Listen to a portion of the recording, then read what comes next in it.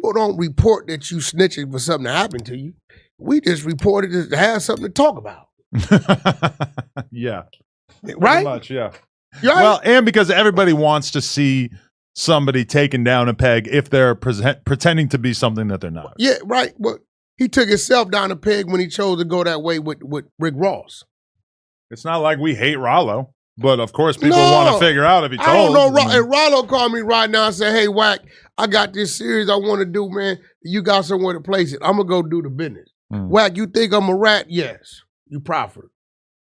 I don't give a damn. So you think him just doing the proffer in general is bad? Oh, yeah. It's say it. When you read that work, this shit's incredible. Okay. His attorney, when your attorney says, Judge, my client proffered on many different people from the community. In your proffer, your attorney's in there with you. But Ralo's excuse to me was that he lied. Who lied? That he lied. That when he did the proffer agreement that he sat there and told a bunch of bullshit. Check this out. Which, doesn't that negate the whole proffer? Let me explain doesn't that f you over? No, let me explain them to you. If I go in there and say, third this, third that, third this, third that. Let's eliminate. Third is the person who's in the room right now. Let's eliminate all the BS. Whenever you mention another individual name from the street to the police, I'm going to exempt a banker. I'm going to exempt your tax guy. I'm going to exempt the dude at the car lot who wanted to sell and just filled some bullshit in there and they double you like, bro, I never put that in there. That's not the app I signed, right? You got the right to say that, right? But whenever you mention somebody's name from the streets to law enforcement in any shape, form, and fashion, you ratting. All that, I lied. No, so you lied on many different people.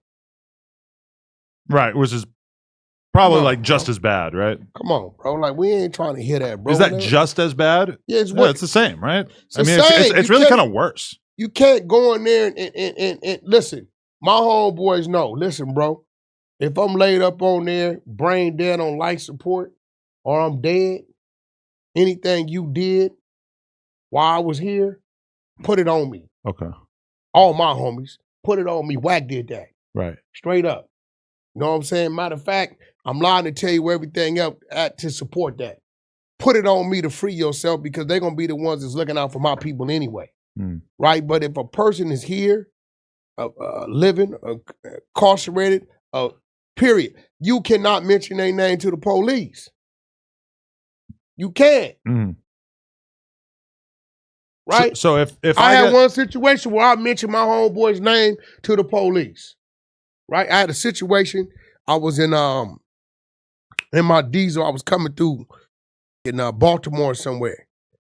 I blew something. Put my diesel in the shop, and they tell me it's gonna be a week. I flew in. Right? When I flew in, baby mama picked me up. That's back when I had the purple Benz and the off-white Escalade. You remember this story.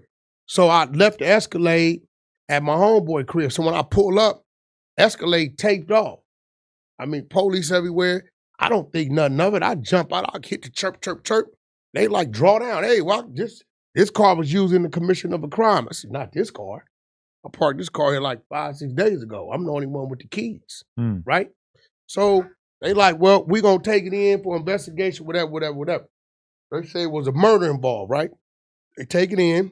They call me 2 days later. Back to your old ways, huh? No, they call me 2 days later. Okay. And they say, I show them my flight, my logbook. They know I'm not nowhere around it, right? They said, hey, who all drives your vehicle, right?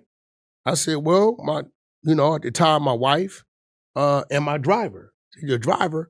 I said, yeah, I got a driver, that every now and then, if I'm a little sleepy, I'm doing some things I shouldn't be doing, he drives me around. Well, who's your driver? I said, Deshaun Lucas, right? So I could talk about it now. The homie gone. They said, well, what? They said, okay. They said, yeah, we found his prints all over the car.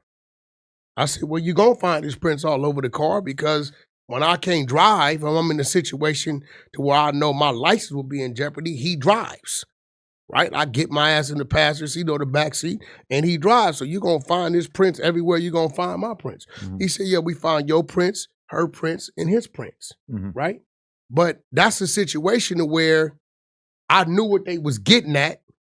And in order to avoid them snatching him and asking him, why are your prints on this vehicle? When they called the owner, I let them know these are the people that access it. They said, well, did he have access to this vehicle since you've been gone? I said, no, he didn't. The keys were with me, as you saw. The keys with me.